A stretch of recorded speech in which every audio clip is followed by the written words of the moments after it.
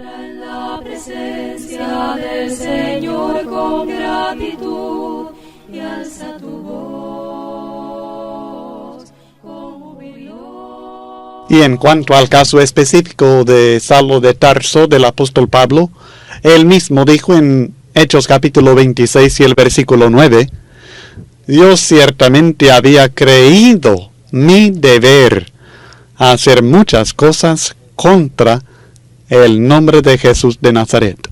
Pablo estaba convencido que estaba operando de acuerdo con su deber moral y espiritual, de acuerdo con la voluntad de Dios. Estaba equivocado, estaba en pecado.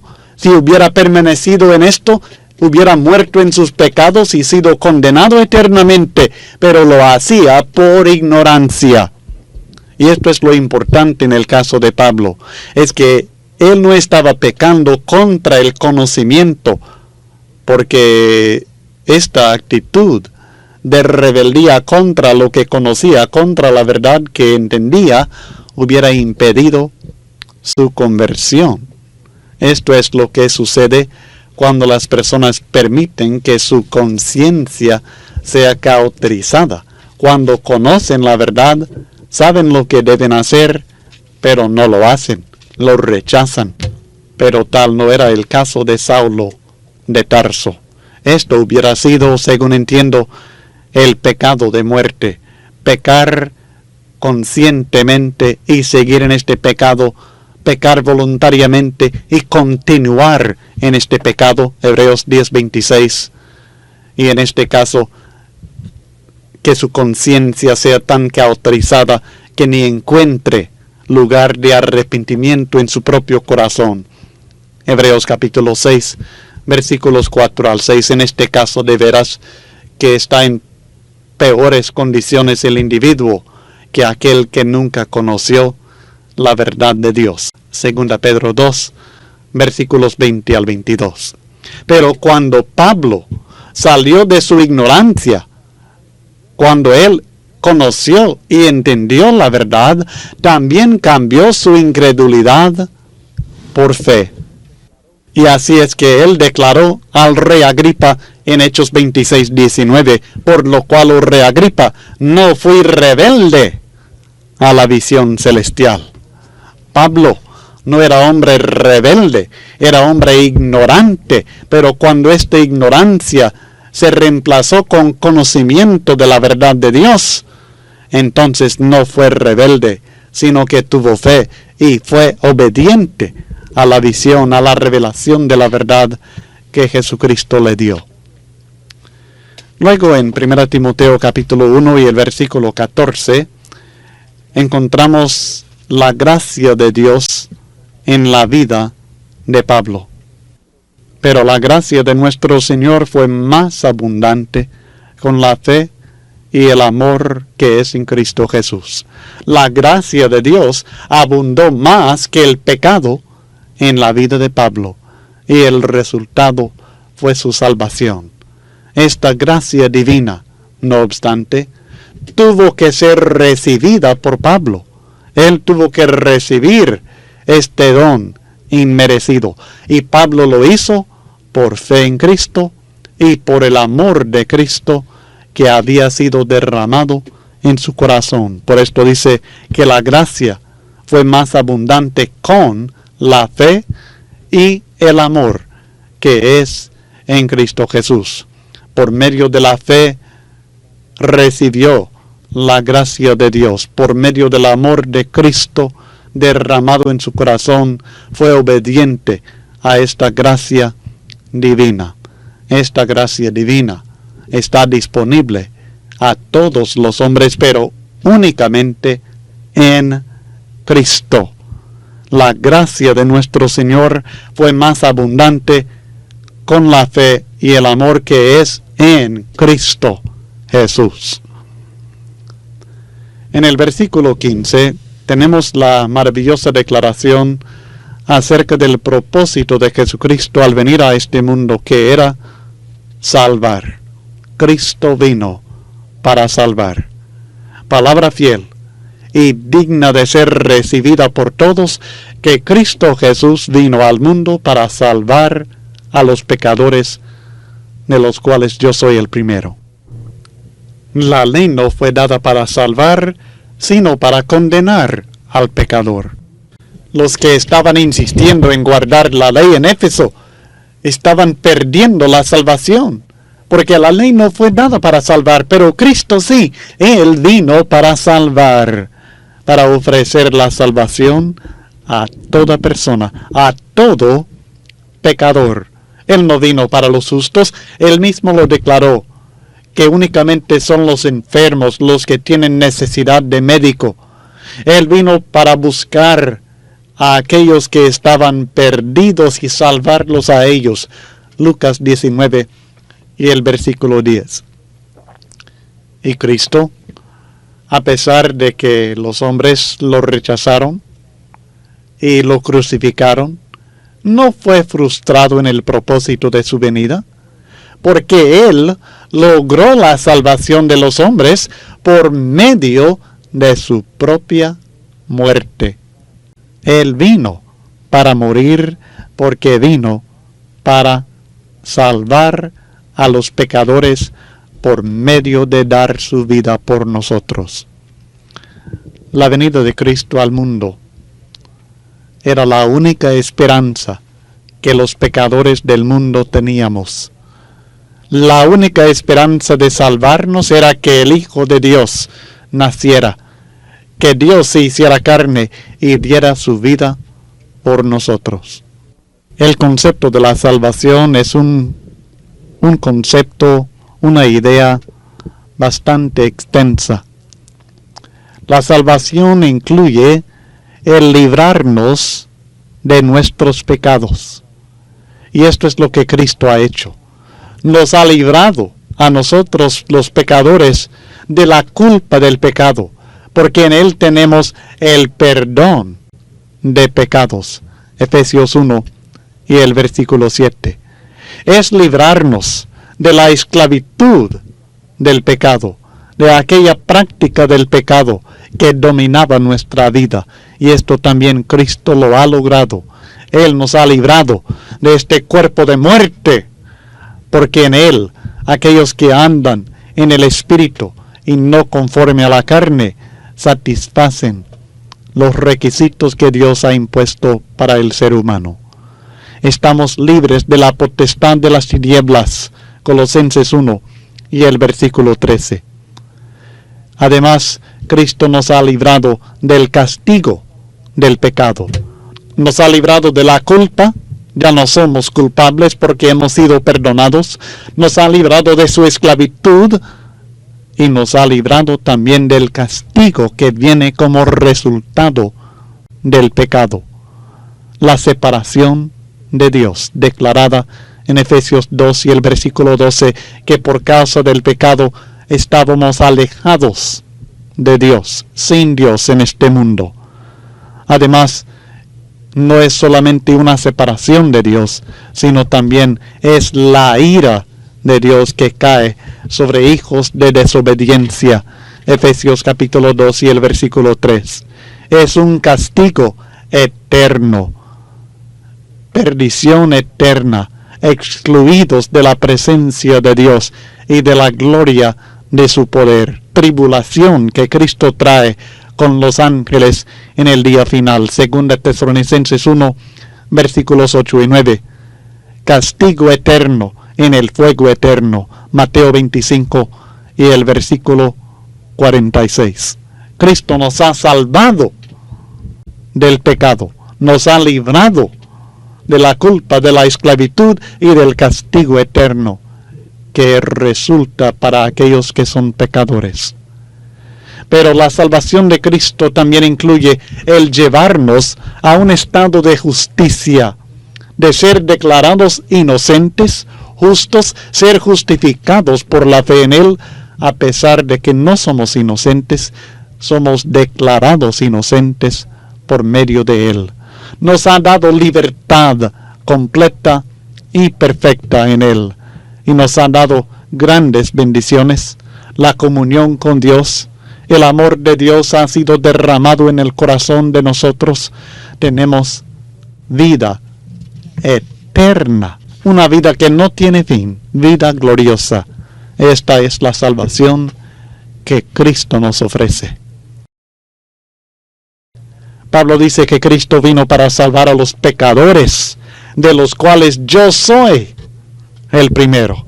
No dice fui, sino que soy, tiempo presente, el primero de los pecadores. Pablo reconocía que todavía era pecador, pero somos, gracias a Dios, pecadores perdonados.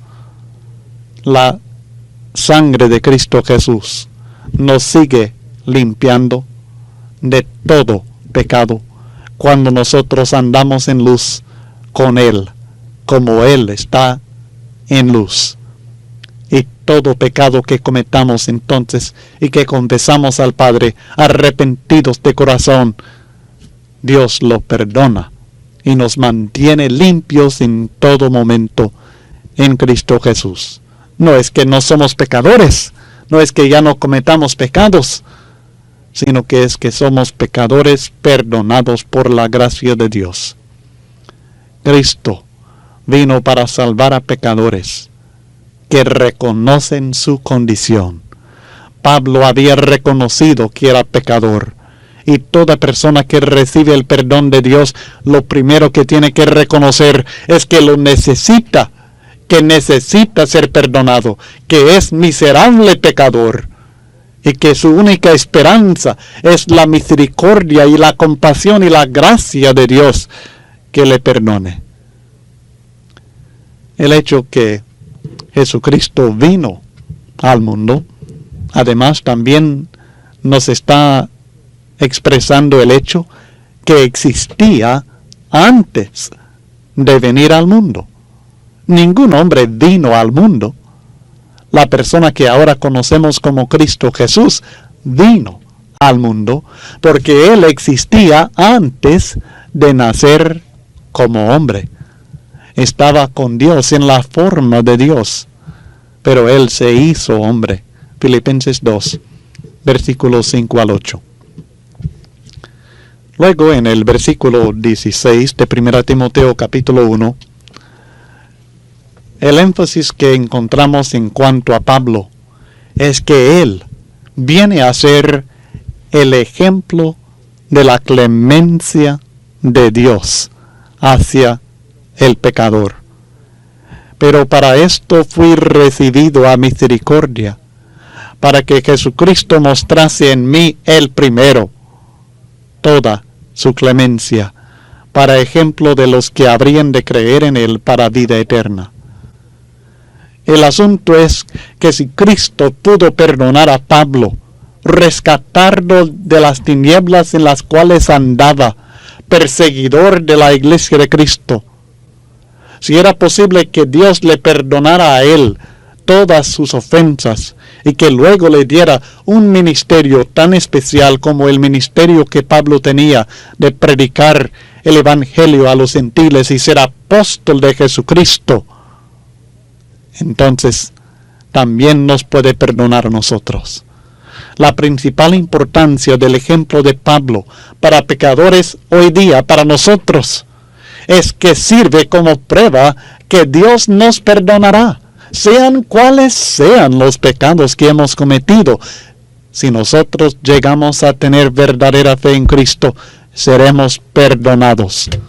Los judíos que eran culpables por la muerte del Cristo Jesús recibieron la oferta también del perdón de sus pecados. En Hechos capítulo 2, se compungieron de corazón los que habían crucificado al Hijo de Dios y preguntaron qué debemos hacer.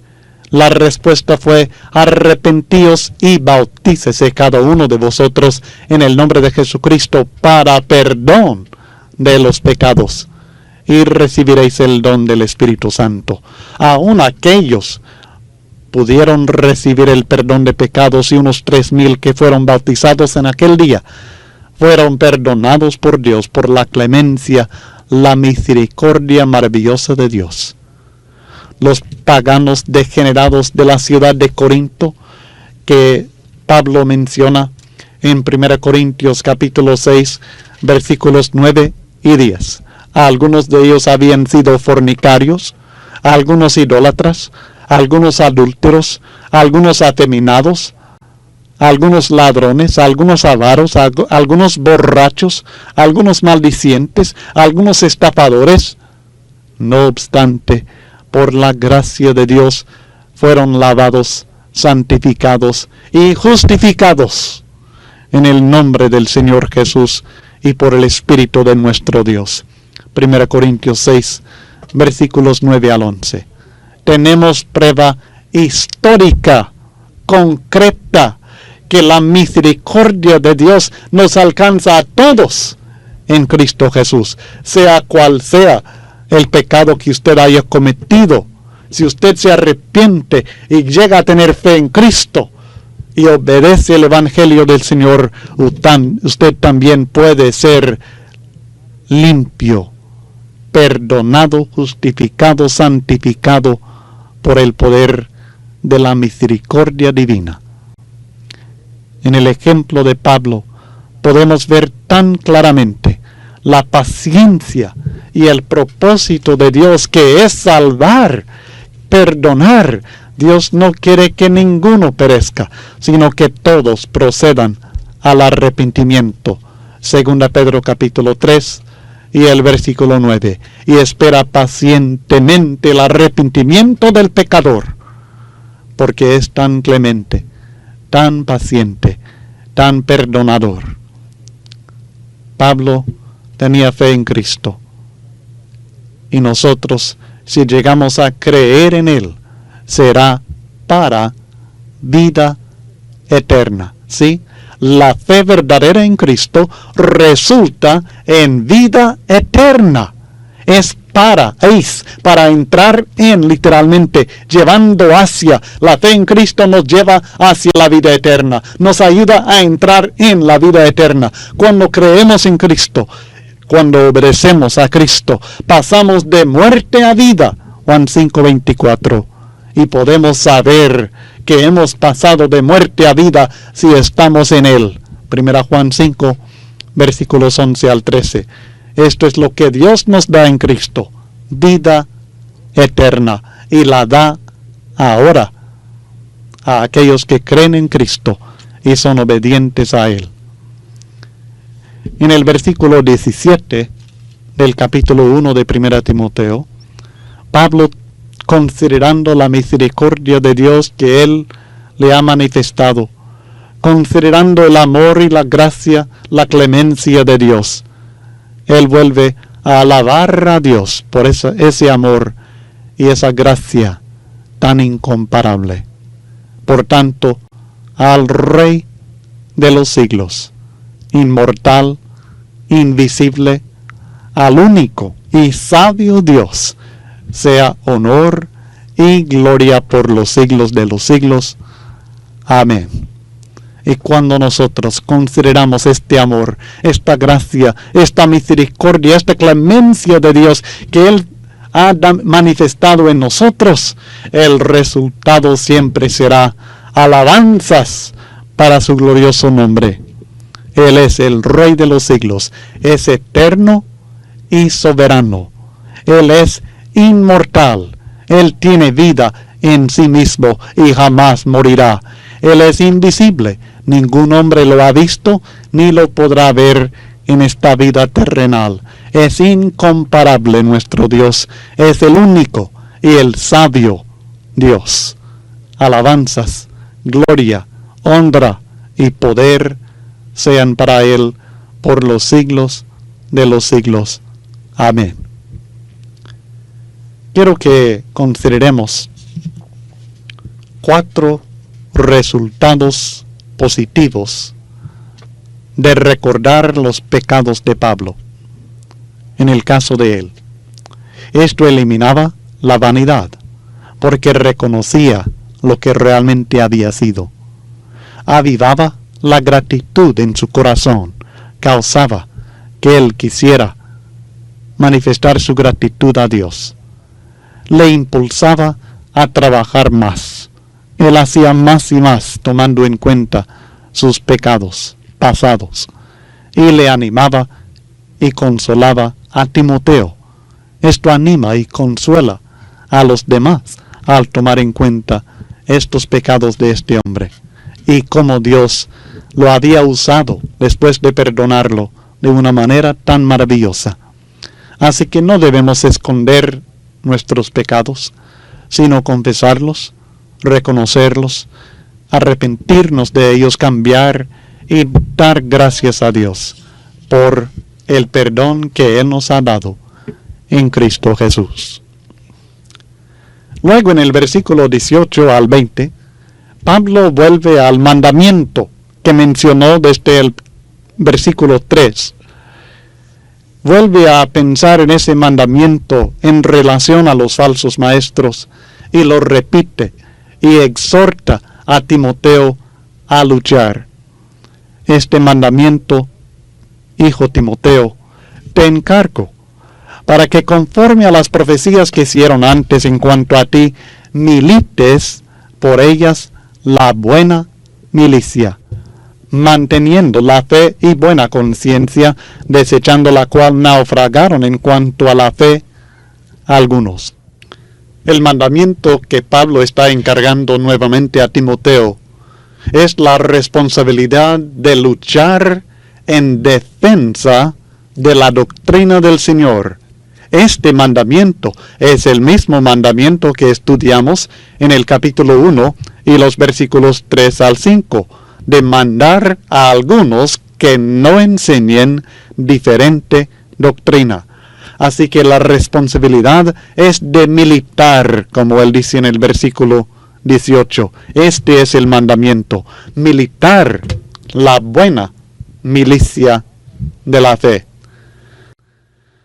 Además hay que luchar o militar de acuerdo con el mensaje inspirado, revelado por los profetas novotestamentarios, conforme a las profecías que se hicieron antes en cuanto a ti, dice el apóstol Pablo. Ahora, este texto tiene dos posibles interpretaciones. Posiblemente la idea puede ser que estas profecías precedieron a Timoteo, no que él fuera el tema tratado en estas profecías. O sea que la exhortación es que Timoteo debía militar de acuerdo con profecías que fueron dadas antes que él comenzara a activar como cristiano. Otra posible interpretación es que eran profecías relacionadas con la elección de Timoteo como compañero de Pablo y como evangelista de Dios, tal vez específicamente en cuanto a su ministerio en Éfeso. En este caso, la exhortación es que él debe militar de acuerdo con su elección como ministro de Dios y compañero de Pablo, que es una elección que se llevó a cabo por medio de profecías que fueron dadas por revelación divina. Sea cual sea la interpretación, la exhortación es la misma. Timoteo, tú debes luchar porque esto está de acuerdo con la voluntad de Dios y tú debes seguir esta voluntad divina que se ha revelado en las profecías. Luego, él tenía que luchar por medio del mensaje divino. En el versículo 18, concluyendo el versículo, dice, milites por ellas, por las revelaciones, por las profecías, por el mensaje divino. Este es el medio por el cual el cristiano, el evangelista, lucha por medio del mensaje de Dios. La vida cristiana en general, y especialmente la obra del predicador cristiano, es como participar en una guerra, ¿sí? Estamos en una guerra, estamos luchando por lograr vencer los pensamientos vanos, por vencer las ideas ajenas a la palabra de Dios y lograr que todo hombre esté sujeto al conocimiento divino. En 2 Corintios, capítulo 10, versículos 3 al 5, el apóstol Pablo habla específicamente de esta milicia, de esta lucha que Dios nos ha dado. Pues aunque andamos en la carne, no militamos según la carne, porque las armas de nuestra milicia no son carnales, sino poderosas en Dios para la destrucción de fortalezas, derribando argumentos y toda altivez que se levanta contra el conocimiento de Dios y llevando cautivo todo pensamiento a la obediencia a Cristo. Así que nuestra lucha, nuestra milicia, la que Pablo está encomendando a Timoteo, tiene que ver con los argumentos vanos que presentan los hombres, en contraste con el conocimiento de Dios que se presenta en su palabra, y la importancia de llevar cautivo todo pensamiento a la obediencia de Cristo Jesús. El versículo 19 de 1 Timoteo capítulo 1 nos presenta dos armas importantes en esta batalla, y son la fe y la buena conciencia. La fe es la confianza en Dios y la fidelidad a Dios. Confiamos en Dios y somos fieles a Dios. Y por este medio recibimos nosotros la fuerza que necesitamos, la ayuda divina que necesitamos para llevar a cabo esta lucha espiritual. Y luego la buena conciencia también es de suma importancia. Y hemos estudiado acerca de la fe no fingida y la buena conciencia ya en el versículo 5 de este capítulo. Hay que enseñar y vivir de acuerdo con la revelación divina. La fe es cuando confiamos, creemos lo que Dios dice y somos fieles a lo que Dios dice. Enseñamos lo que Dios enseña. La buena conciencia es cuando vivimos de acuerdo con lo que Dios nos dice, cuando estamos instruidos en la voluntad divina y nosotros la cumplimos en nuestra vida. Estas son las armas que Dios nos ha dado. Enseñar de acuerdo con su voluntad, vivir de acuerdo con su voluntad.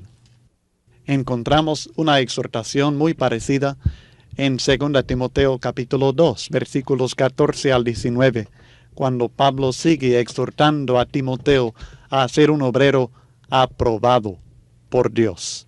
Recuérdales esto, exhortándoles delante del Señor a que no contiendan sobre palabras, lo cual para nada aprovecha, sino que es para perdición de los oyentes. Procura con diligencia presentarte a Dios aprobado, como obrero que no tiene de qué avergonzarse, que usa bien la palabra de verdad, mas evita profanas y vanas palabrerías, porque conducirán más y más a la impiedad, y su palabra carcomerá como gangrena, de los cuales son Himeneo y Fileto, que se desviaron de la verdad, diciendo que la resurrección ya se efectuó, y trastornan la fe de algunos. Pero el fundamento de Dios está firme, teniendo este sello: conoce el Señor a los que son suyos, y apártese de iniquidad todo aquel que invoca el nombre de Cristo. El énfasis en este pasaje es igual al que hemos estado estudiando. La importancia de enseñar de acuerdo con la palabra de Dios, de usar bien la palabra de verdad, y la importancia de vivir una vida piadosa, evitar la impiedad y apartarse de la iniquidad. Según el versículo 20 de 1 Timoteo capítulo 1, los que habían desechado la fe y la buena conciencia, en este caso, eran Himeneo y Alejandro. El texto dice: de los cuales son Himeneo y Alejandro, a quienes entregué a Satanás para que aprendan a no blasfemar. Hay que aprender, mi estimado hermano, a ser fuerte con hermanos rebeldes como estos.